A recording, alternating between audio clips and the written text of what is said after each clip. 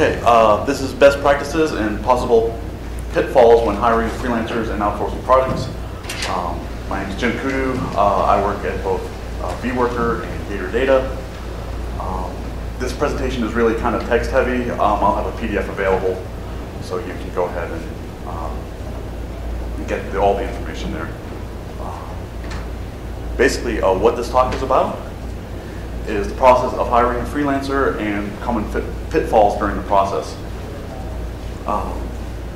Just kind of common problems that come up when dealing with contractors and freelancers, ways to prevent issues from happening from the beginning, and ways to resolve the problems when they do happen. So, about me, I've had my own ISV since 1999. I'm an ASP member since 2000 or so. My main software has been Banner Maker Pro, which makes banner ads and buttons. I used to hire contractors and things at Rent-A-Coder, which is what vWorker used to be named. About 2 years ago, I became a technical arbitrator.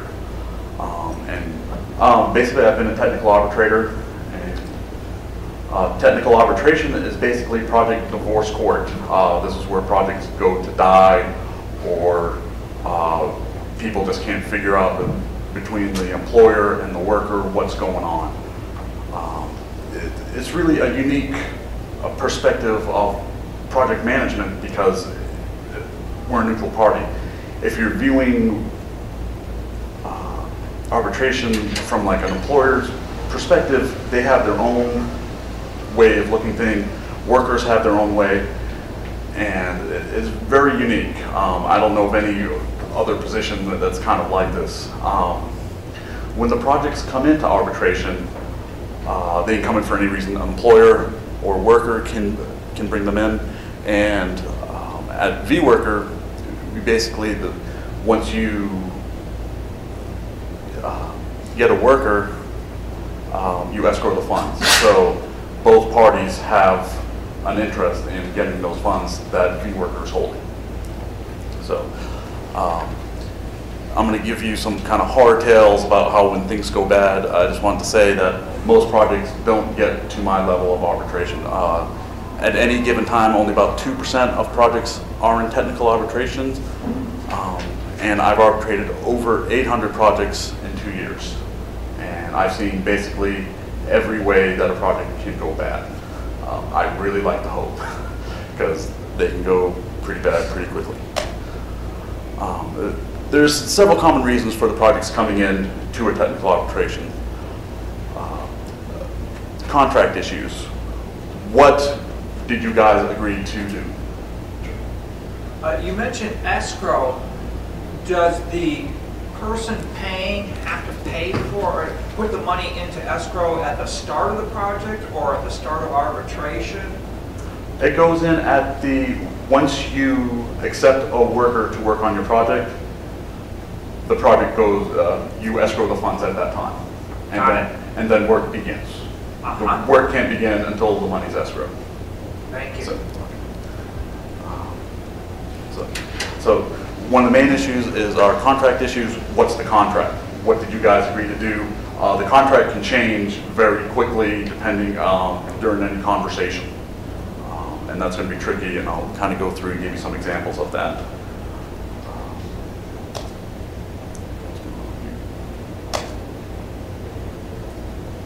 So you're saying the contract isn't merely the description of the original bid? We'll get into that, but it starts with the original. You'll give like a project summary, and then in your discussions with the worker, the contract can change. It does. Okay. Yep. Thank you. So another common reason is no response from the employer or the worker. So somebody wants to get paid, or somebody doesn't want their work. It comes in for that. Deliverables are not what they wanted. That's also a common one, where, hey, I got the stuff from the worker. This is not what I told them to do. Insufficient progress. An example would be a project that was a month long. It's 3 weeks in. No work's been done. Nothing's been uploaded. Nothing's been seen. These can actually be pretty tricky because you have to prove that the worker could not finish the project in that forward time. So they may have only a week left, but they may have budgeted a month because they had 3 other projects. So it can be actually tough to determine. Copyright issues, this can be both graphics and software. Graphics, somebody used somebody else's clip art or something in your logo. Software, they just downloaded some code from the internet they don't own and finish your product, and you don't own that code. So that can be an issue as well. At vWorker, we kind of have 3 different types of projects. One is a fixed price. Basically, you pay for the, I need a logo, you pay for the logo, it's 99 bucks. You're not paying for how long the worker's working. If he can do it in 5 minutes, he gets 99 bucks. If he did it in 2 days, he gets $99. Hourly is where you're paying a person by the hour. Obviously, it's better for larger projects. We find with these type of projects, it's a good idea to kind of use them in a fixed price, in a smaller bid, in a smaller project, see how they work, and then you can hire them for long-term stuff. Most people kind of start with a fixed price, see how the work goes. If they really like them, and they have a lot of work for them, they transfer them over to ours because they want to keep that worker because he's good and does good work. Another way to do it are contests. We have contests on our website, but we also, there are things like 99 Designs where you put the big, say, hey, I want to pay for a logo. People, workers, upload logos for what you're looking for, and then you select one and they get the money. It can be more expensive than hiring a graphics artist separately, but you can see some really, really good work can be done this way. I really haven't seen it too much for programming contests. It can be kind of sticky, especially for like websites, because everyone else can see everyone else's source code, and someone will kind of get almost something there and they go, oh, that's how you do it. And then the other guy does it. So I really don't recommend it for contests. It can be pretty, you can get pretty angry. Before I go into the issues with troubles, I need to explain how the process works. So first, you post a project using an outsourcing service. I'm at vWorker, but there's Elance and Odesk and several others who also do the same thing. You basically write up a description, and then a bunch of workers bid on your project, and you just go through, okay, I like this one, or this one's good. You go through, you select one, and then finally, with us, it's after you escrow the money, work begins. So nothing too difficult there. Project summaries is the first part of that. And it's simply a description, as I said before, and the freelancers bid based upon this information. So it needs to be precise. It is also part of the contract, and it needs to specify who installs what restrictions are, and this is where it can get pretty tricky. You need to make sure that when, like for software, for website stuff, you need to make sure that the worker can, part of the contract is to actually install it in your environment and that it works in your environment. A lot of times stuff comes in, the worker works on his own test server, everything works great, he installs it to the employer server, doesn't work. The worker's like, hey, it worked on my stuff. If it's part of the contract that it has to install and work on your server, the worker has to fix it, or he doesn't win and he loses the money. So basically, you want to be very specific. You want to attract good workers. Vagueness leads to problems, and I'll give you some examples of that later. And basically, you want to help set them up for success. You're probably posting this project to save some time because you're in a time crunch, but you need to help set them up for success so that they can win. And make sure that they've got the code before they even start. If there's anything they need, like for example, I would use it and I would have workers do components for, I do Delphi development. So I would have them do components, and I would make sure, okay, this is what it needs to do, and here are examples, and just try to set them up, make sure that they could actually do the work. They may get into it and go, ooh, I don't know anything about this type of component. I can't do it. And I can hire somebody else before this person gets all the way through it and decides he can't do it. So, I'm going to give you some examples of bad project summaries. I need a logo. That's a bad project summary. It's not specific. I need a 5-page website that works on the web, mobile, and tablets. This is also a bad project summary. You don't know what those 5 pages are. You don't know if that's 15 different web pages where it's different for web, mobile, and tablets. You don't know what's on the pages. And bad workers will bid on this. Workers who've been around for a while will not bid on this because they recognize, or if they want to bid on it, they'll be specific and say, hey, can you give me some more information on what you want? So this is a bad project. This is an arbitration I have currently right now. He did a great project requirement, laid out specifically, and then he said, and anything else I forgot. Exactly. And a worker picked it. This is a bad idea, and he's fighting right now because, hey, anything I forgot means I can do anything, and I'm trying to explain to him, you can't go back and say, I need a house. Oh, I forgot it needs a second story, or things like that. And I'm trying to explain to him that this cannot be part of the contract because it's too vague. And you have to chastise both the employer and the worker in this case because, one, it shouldn't have been in the contract. 2, you shouldn't have bid on something that's got this feature because if this is a valid part of the contract, you're screwed.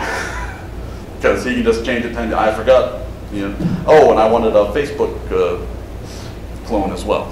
So it's just a bad idea. Vague requirements lead to assumptions for both employer and worker, and the worker's working on one set of assumptions, the employer's working on another, and that can get very hairy, and that's when they end up in arbitration. Can anyone look at the project summaries? Like, can I go and look at my competitors' project summaries? Sure. Yeah, that's all public. So now once the project actually gets posted and accepted, they can make that private if they want. Thank you. But as it's going through, doesn't necessarily have to be. Okay, selecting workers. Okay.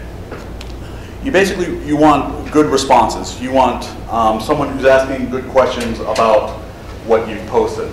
Something like, hey, I see what you posted. If I do this, would this be a good idea? That sort of thing.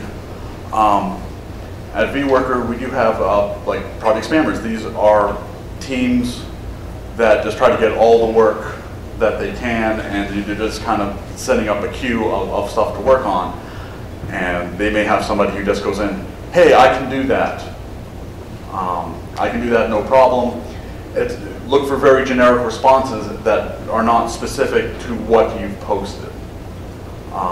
Because that can indicate that this person isn't reading what you've written, or doesn't care. They're just trying to get work, and they'll work it out on the back end, which is a bad idea. I'm going to post an example of a worker's profile that you can see. But like on vWorker, and I know on Elance and Odesk, they all have profiles on the workers, and you can see what their ratings are. You can see if they've been in arbitrations. You can see, what they say that they do. Look at that and make sure that they have a good rating, that other people have used them before and they liked them. If they've had arbitrations, a certain number of arbitrations is fine. But if you see someone who's got a lot of arbitrations, this is a red flag.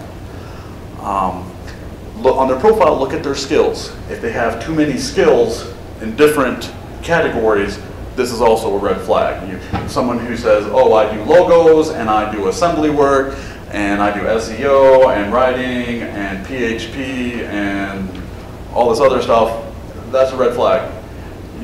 As an ISV, I do a lot of stuff, and I do a lot of stuff badly. You want to hire workers who are very specific in what they do. This is really a key feature. Also, you can see if they're working on multiple projects on the site. If they have lots of projects they're working on at the same time, this can be a flag because you're competing with these other projects that they're working on. And your project can get put down the list because they've got 4 other ones ahead of you. And if you're on a tight deadline, this can be an issue. New workers are risky, and I had a talk with Gianfranco. They can be cheaper, but they can be risky because they don't have a history that you can look at where you can say, all right, this person he's worked on 100 other projects. They're all the same sort of projects. Everyone likes him, and it's very easy to see. Workers trying to get into the contracting business, they got to start small. They have to work on stuff, but they have to get it cheaper. And if they're just starting out, they can have a lot of issues while they're trying to figure out what's basically how to work the site and how to work with other employers and things like that. Workers' country of origin is absolutely meaningless. People say Indian programmers are bad, and there's a billion Indians. The chances of them all being bad are not good. There's plenty of really good Indian workers. United States has a lot of bad workers. I know, I've worked with them. That's absolutely meaningless. Everything else that I've said before is absolutely more crucial to that. The bid amount also is meaningless. You can post projects and you'll get a huge swing, especially if you don't set like a max bid. If you set a max bid, I found that a lot of folks go up to that max bid, maybe a couple dollars cheaper or something. But if you don't set a max bid, you'll see $50, $2,000, and there's absolutely no correlation between country or whatever. The bid amount is meaningless. So working together, as I mentioned before, set the worker up for success, make sure they have everything they need. Basically, sure. Before you move on to the working, you were talking about picking people and posting. Do you have any recommendations for, other than putting detail on the project, for attracting good workers? I mean, is there stuff, looking at it from the flip side, if I'm going to put a posting up and I want to attract good workers on it, what types of things are they looking for, or what types of things can I put in my listing to attract better staff? One is having a good project summary. That's one. You can, at vWorker, you can also, we have listings of workers who have rated by category. So you can actually go out and ask them to bid on your project. So that'd be one way of doing that. You can see a list of all these. You can do it to you can send out bid requests to the top 100 workers in that particular category that you're looking for. Okay. So that's one good way of attracting folks. So they may not be looking for your project per se, but if you send an email to them, you'll get your eyeballs in front of them. So that's one way of doing that. Like I said, set the worker up for success. Always set a deadline, whether you need it or not. This is also crucial.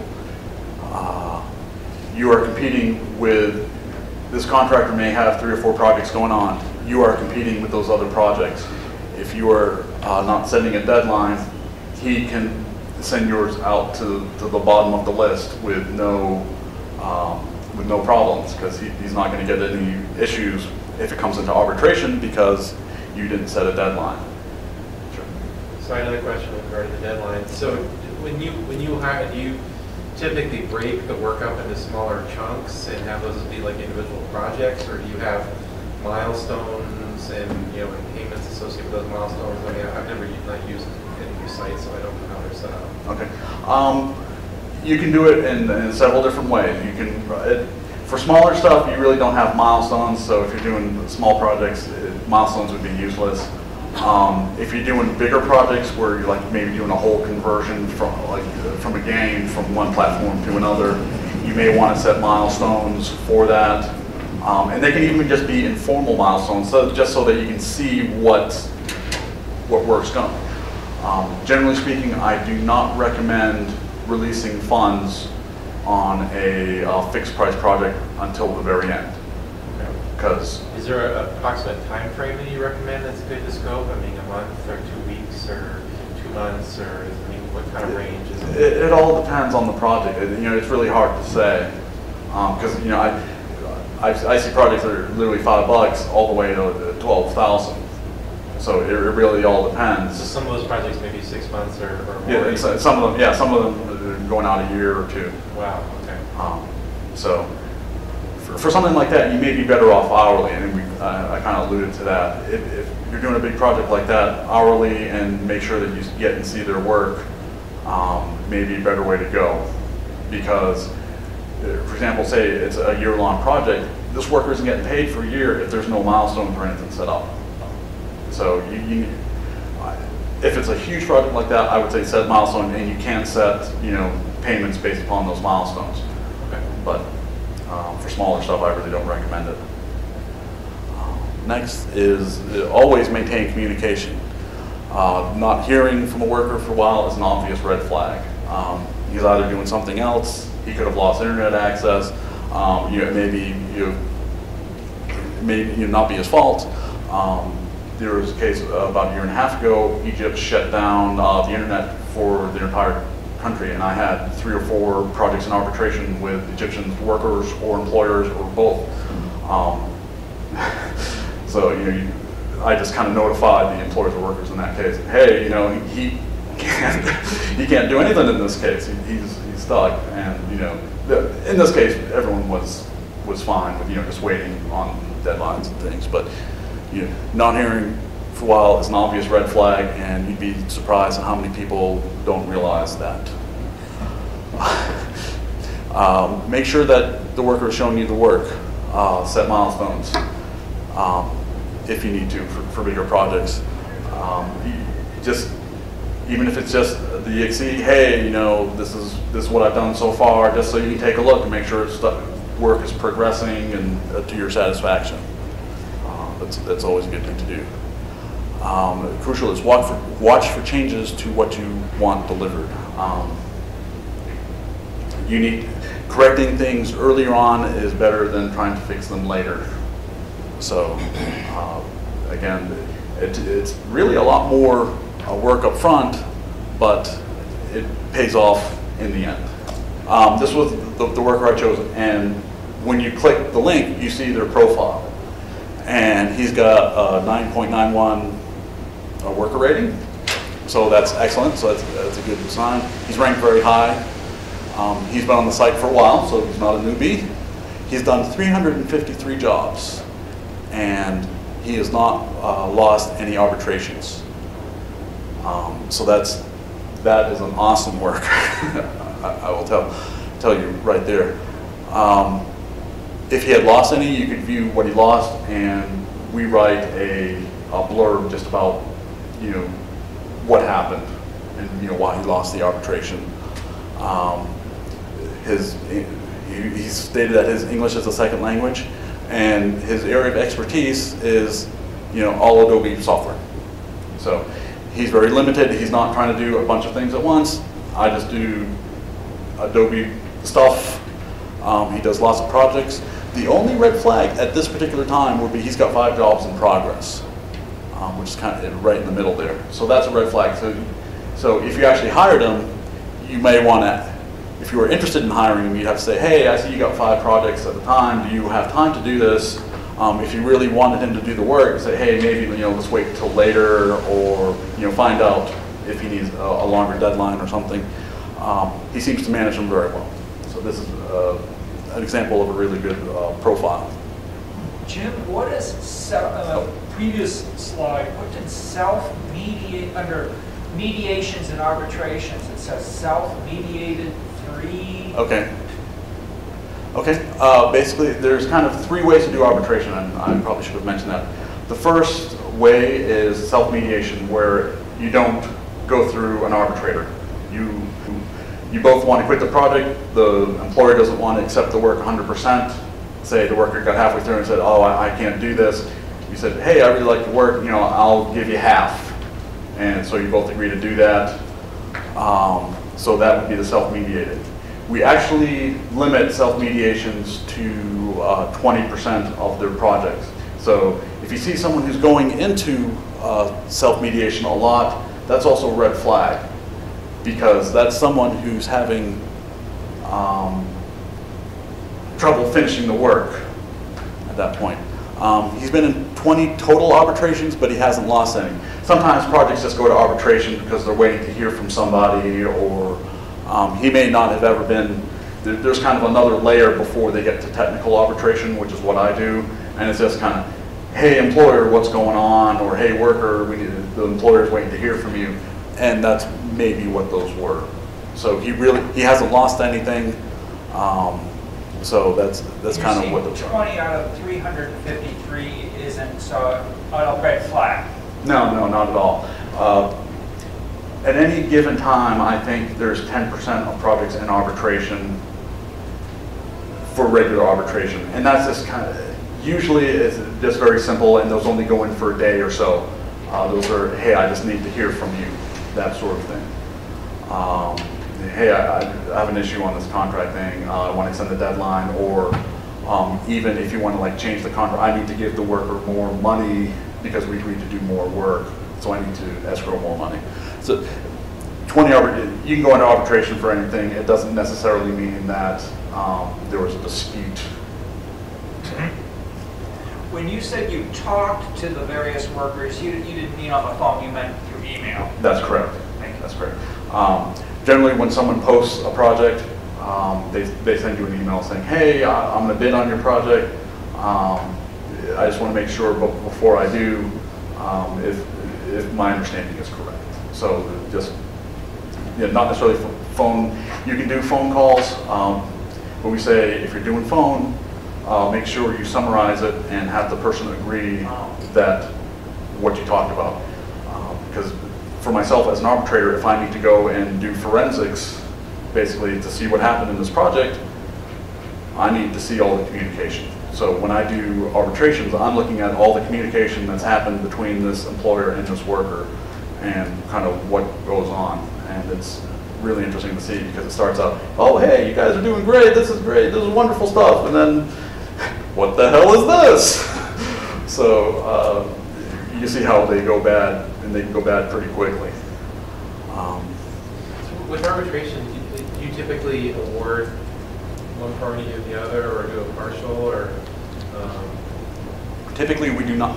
Typically, the question was, do you do like partial payments in arbitration, or typically one party wins, one party loses. If the party that won, say the employer wins, and they still want the work, they can negotiate with the worker for that partial work, and that's where the partial would come in. We say either you win or you lose. So if the worker wins, they would have the option, "Hey, do you want this? Pay me $50 and you can have it." So they would negotiate the copyrights at that time, depending on who won or who lost. Okay. So if a worker does like half of the work and then kind of quits halfway, or for whatever reason, they're too busy, or they don't like it, or they don't have skills, or whatever, it's like the person isn't responsible for paying for half the money. No, not at all. For deliverables, and it's a fixed price, it's all or nothing. You're not paying, you can't go and say, and actually that's what a lot of the workers think that they can do is, "Well, I did half of it by the deadline, so I should get 50%. No, you said you were going to do this by the deadline. It's really up to the employer if they want to pay for what you've done so far. So anyway. back to for graphics workers, there's some good tips. Check out their portfolio, see if it contains any obvious fakes, clip art, or third-party work. And this is, usually they don't do this, but it's always good to at least look out their portfolio, see what kind of work they can do. If you see anything kind of really obvious, don't use them. For logos, if there are dissimilar designs or styles, this can be a red flag. A lot of folks just kind of just work on logos specifically. And when you go and see their portfolio, they'll usually all be in the same similar style, much like at another level, like, a Salvador Dali painting looks like a Salvador Dali painting and not like a Monet. This works at the micro scale as well for logos, that they'll have a unique style that they use, and that's kind of their bread and butter, and that's their style. If you see all kinds of different styles for things, what's going on here? They may have a team, and that's okay, or it can be that they're getting stuff from somewhere else, and it can be a red flag. If you looked at their portfolio and it looks great, and you get stick art, that's a red flag, obviously, and you should put that into arbitration. They may have foamed it out or something, you don't know, but it should match what they designed. This is probably one of the most important things to do. Run the deliverables through either tineye.com or Google image search to make sure it's unique. Especially for logos, make sure that what you're getting isn't somebody else's logo. This can be a bad thing, especially if you're trying to make a unique logo for your company. If somebody else has it, you won't own your logo. And I can't emphasize kind of the bottom one enough. If you hire a good worker and who's got lots of work done, it shouldn't be an issue. But trust but verify. Make sure that you don't see something similar and things like that. Tips for hiring software coders. Software coders are horrible liars, and you should double their estimates. I'm just speaking from experience for myself. How does that work on a fixed price contract, though? I mean, if it's fixed price and you double your estimates in terms of when they will likely be able to deliver it? Or yeah, the length of the deadline.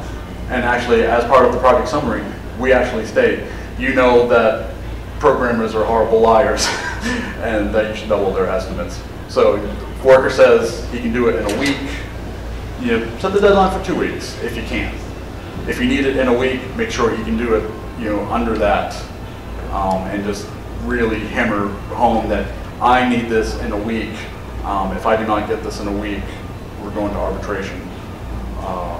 Just so they know that it's a hard deadline.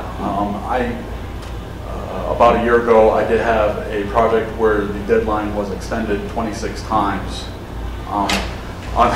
And on the 27th deadline, the employer said, "Screw this," and the worker was, "Hey, he's extended all the other deadlines." I'm like, "Well, you should have met them." So he ended up losing on the 27th deadline, and he probably should have lost 20-something ones before that. But if they were willing to do that, maybe there wasn't a hard deadline, or they thought the worker could do the work. But I don't know. If they have code samples or websites that they've done, check them out. So do they typically put a length on the? Do they typically put a deadline on the date I didn't see, or is it just a dollar amount? Yeah, that was just a dollar amount. But yes, always put a deadline. If you work without a deadline, it gets into something called implicit extension. You work with the worker, you keep working, he can't get it, it keeps going on. You say, all right, I'm tired of this, I can't let this go on anymore.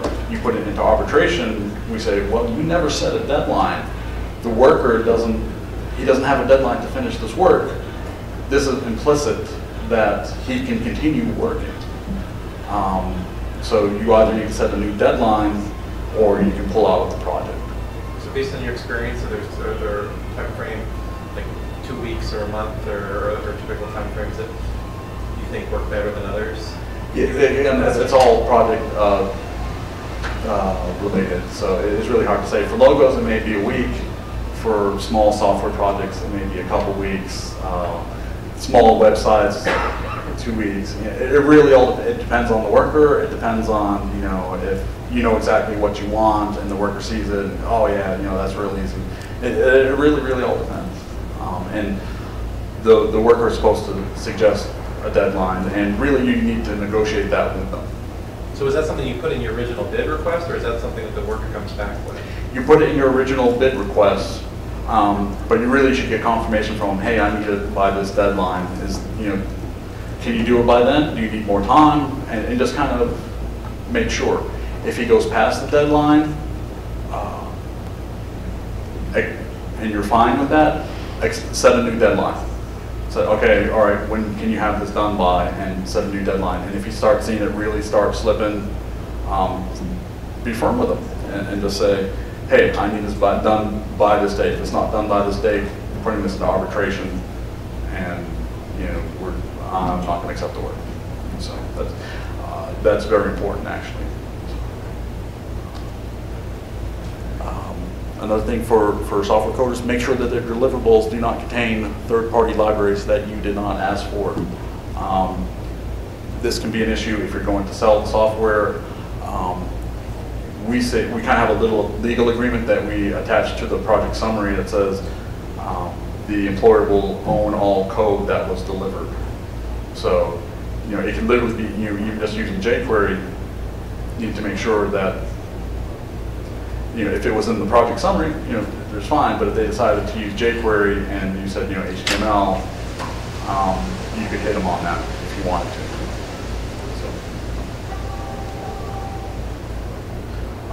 Here's some more tips for hiring SEO and writers. Check their previous writing samples. Do not hire writers without seeing previous writing samples. And again, this is going with higher experienced folks. Make sure English is their native language. And again, this should be obvious. If there are grammar mistakes in the replies, do not hire them for writing stuff. You'd be surprised what gets accepted. Make sure their writing samples match their deliverables. So if they have good writing samples and then you get their deliverables and they don't match, there's something going on there, and that's a red flag. And this is very important for writing issues. Run the text through Google search. Run it through Copyscape as another service where you can check to see if this text exists anywhere else on the internet. If the worker's doing copy and paste, you don't own the rights to that, and at best, Google will hit you. At worst, the original content owners will go after you. So that is very important. Again, for hiring experienced folks, this usually isn't an issue, but trust but verify. For SEO, make sure you know exactly what they are doing. There's white hat and black hat, and you should know the difference, and you should be sure that the worker knows the difference as well. So if they're doing links, what they're linking to. If they're doing content stuff, what content changes they want to make. So, and there's lots of SEO sites, workers on the site, but again, you need to really specify what you want done and how you want it done. Accepting the work, test. It kind of goes without saying, but if you're in a hurry and you don't test and you release the funds, we say you can't get those funds back. So you need to make sure that everything's tested. If you, let me give you an example. It's a week-long project. You don't get your deliverables till day 6, so you don't have time to test. Extend the deadline. Say, I need to test this. Don't do any work. I'm going to test this and make sure that it meets what I need. And, if there's only a couple, maybe little typos and things like that that need to be fixed, great.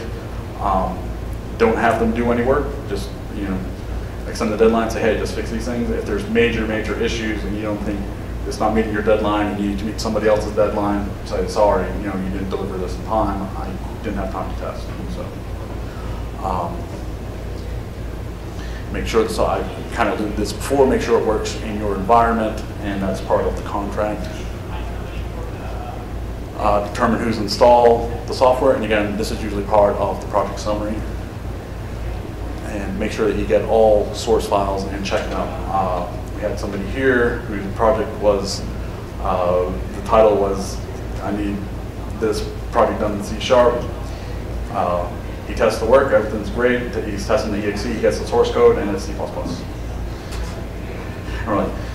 And the worker says, but everything works.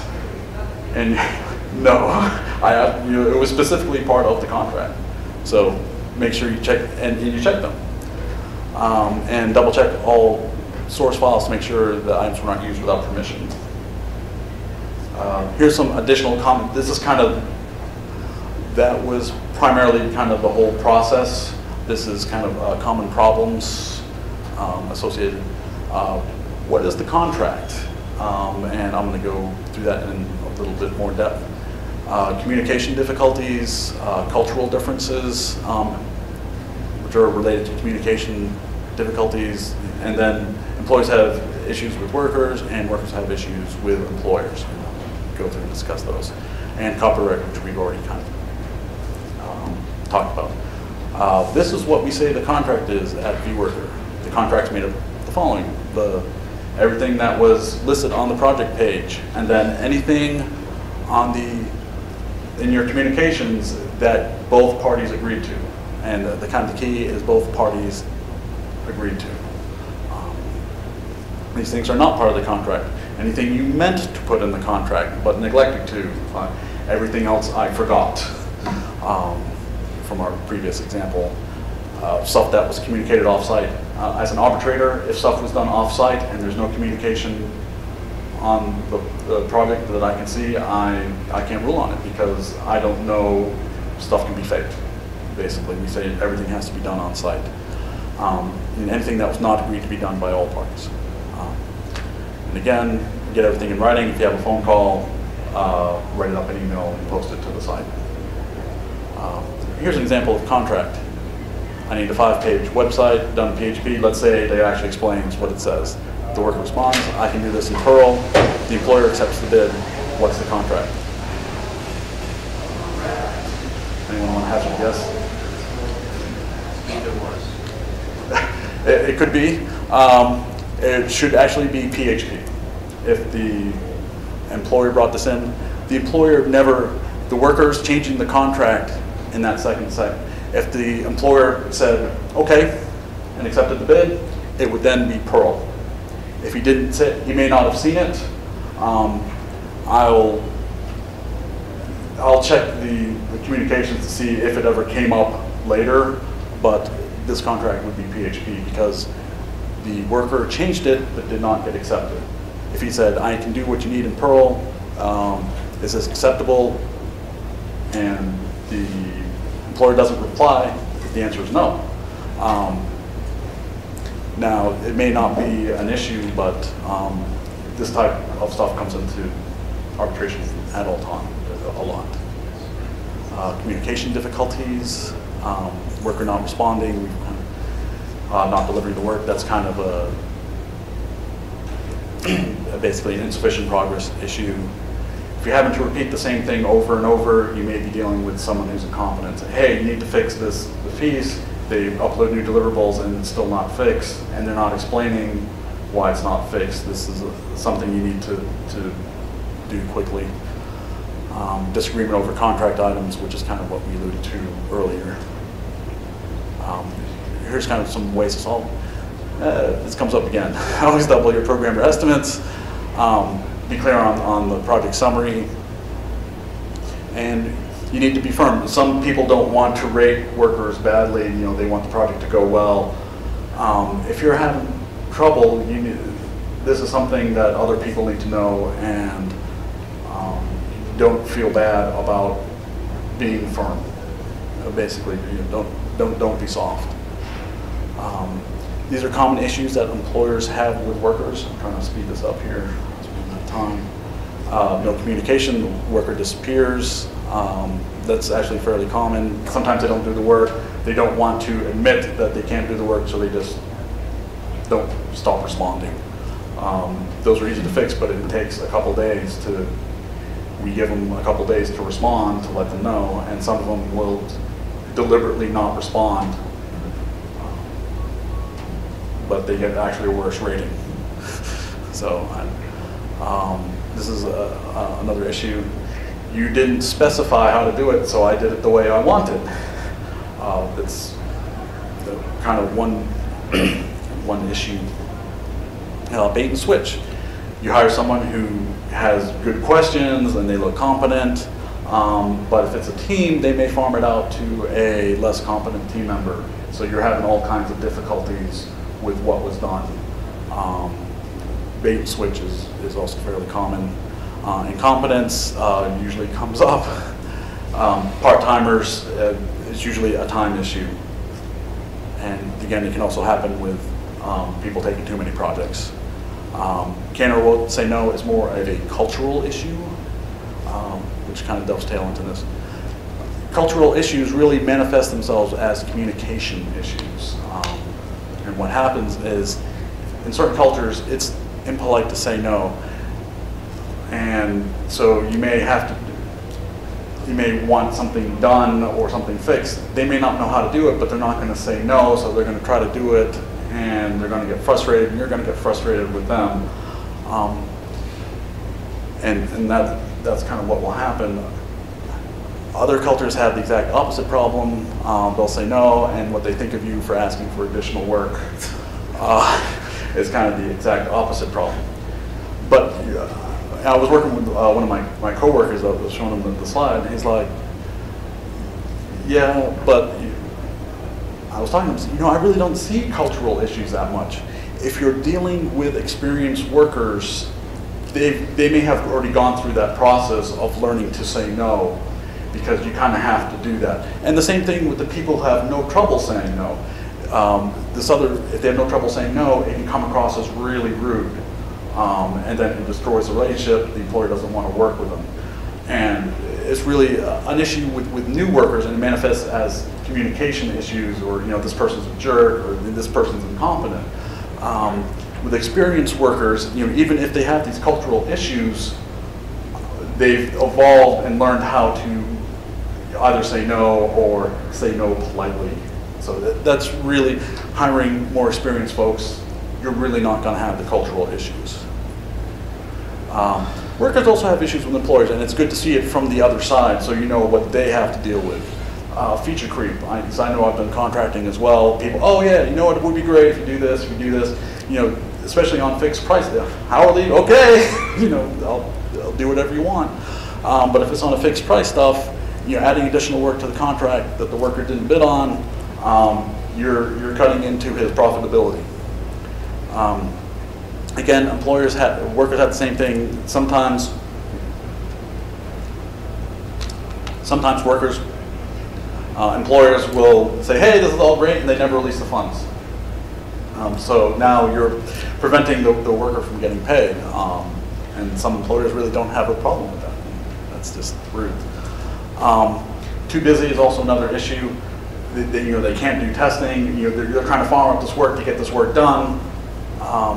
But I don't have time to test it either, and that's why they're farming it out. And then they get all upset when it doesn't work exactly right. Well, you didn't test it, and having the worker test his own work isn't a really good idea. They should do some competent testing. You should be able to get it, and it works, and the major features should work. But if you're farming out work, you still have the responsibility, and it still takes time, and you really can't get around that. This is kind of more of a, that's what I hired you to do, is kind of similar to that. Vague requirements. And this is really an issue with both. If a worker is saying, hey, you've got vague requirements, I'm like, I'll tell the worker, why didn't you figure out what these requirements were before you've been on the project? Because that's your responsibility too. And vague feedback is also another one. I need a logo. deliver a logo. I don't like the logo. That's bad feedback. And again, this is also an issue with the worker. The worker should prompt, say, well, what don't you like about it? Is it the color? Is it the style? You know, throw me a bone, basically. Work is finished, but the employer doesn't have time for testing. We kind of discussed that as well. Micromanaging. For smaller projects, it's really not too much, but we'll occasionally get an employer. It's like, well, why are you outsourcing this if you're going to micromanage it? Copyright issues for graphics, we've kind of gone before. Make sure it doesn't contain any third-party work. I did have a logo issue recently where the White Castle logo was part of the logo that was designed for the work. So that was interesting. If the worker's adding clip art, you know, if they're doing website stuff, they're doing WordPress or something like that, make sure you know where they got those images from and that they actually have permission to use them. That can be very important. For example, Getty Images is very aggressive with their catalog. If the worker got these images from somewhere and it's part of the Getty Image catalog, it can be Getty Images. You can do a Google search on Getty Image lawsuits. They will sue and ask for a $1,200 fee for using their stuff without permission. So you need to know that if you're actually having the worker use images in their stuff, you get the images from iStock Photo or Getty Images, or make sure that you know where it came from, and that will kind of eliminate that sort of thing. And again, as mentioned before, you can use Google Image Search or Tin Eyes to see if the images appear somewhere else. For example, if this is a logo that you have received, you may be in trouble. Copyright issues for software. Again, we've touched on this earlier. If he's going to use third-party software, make sure that you're aware of it. You could end up with source code that has a different license, or you cannot own the source that the worker is delivering. Or you can end up, this is an issue that comes up, the worker does the work, but he uses a third-party library that you don't have to purchase. So you don't own that third-party library. There are also certain defensive tactics that you can take to prevent major trouble from happening. This is kind of outside of kind of all the project management stuff. Always back up your work before giving it out. That's kind of a no-brainer, but you'd be surprised who doesn't do that. Don't have a big contract, we've discussed previously. Get all contract changes in writing. Don't have a worker work on a live site if at all possible. Even if it's just content stuff, they can accidentally delete things, have them do it on a staging and then move it over, something like that. Don't give out your entire source code to a developer you don't know very well, especially in countries that do not have good copyright law. It's best to break, if you have your own software, it's best to break it up in chunks so that they're working on little pieces, or make sure that you know the worker very well. For example, if you hire an experienced worker who's got hundreds and hundreds of jobs, they're not looking to take your source code and go somewhere else. They make their money by being a contractor. So that's better than if you hire a newbie. This can be an issue. Never pay in advance for work, especially to somebody that's not in the country and can disappear right after they get to work. I've seen a couple, these are like when projects go really, really bad. Sometimes it's usually the new coder and the employer is asking for lots of stuff after, and the work's like, look, I'm done. I've changed the admin password on your website. Pay me and I'm done, and I'll pay me and I will give you your admin password back. So prevent things like this, always back up. Don't give out your only admin password, and don't give out all your source code. And do not have the worker work on the live side if at all possible. So, well, almost set up here. So basically the summary, post a well-defined project. do your due diligence when hiring a worker. Number 1 and 2 are very important. If you do that, that'll probably fix 90% of your troubles. Make sure that they have everything they need before starting the project. Communicate often. Test, test, test. And if possible, leave appropriate feedback so other folks know that, hey, this is a good worker, or this is a bad worker, or what sort of issues that you had with them. So, and thanks. The slides are available there. If you need me, I'm available at either of those emails. If you're interested in using vWorker, I've got $25 credits available. So just see me on. So, and any questions? Someone's writing down. Thank you. Thank you.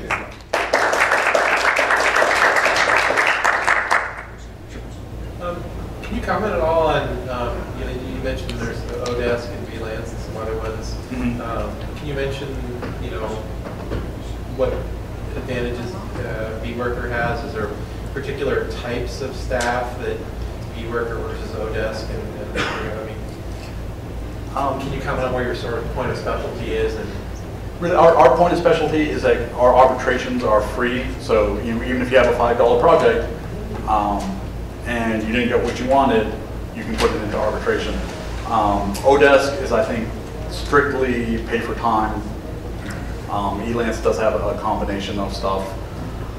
We do have arbitrations. Ours is a little bit cheaper, I think, and it all depends on stuff. I think all the workers are pretty much the same on all 3 sites, because if you're a contractor, you're looking for jobs where you can get them. So they're going to Odesk, they're going to Elance, and they're going to vWorker as well, because that's where the work is. Are there QA, people do QA as well? Oh, sure. You can hire work for anything. Originally we were Rent-A-Coder, and we changed our name to vWorker because we've got all these different projects on the site, and most of the other sites are the same way. You'd be surprised at some of the projects that come in. So, anybody else? Okay. Thank you very much.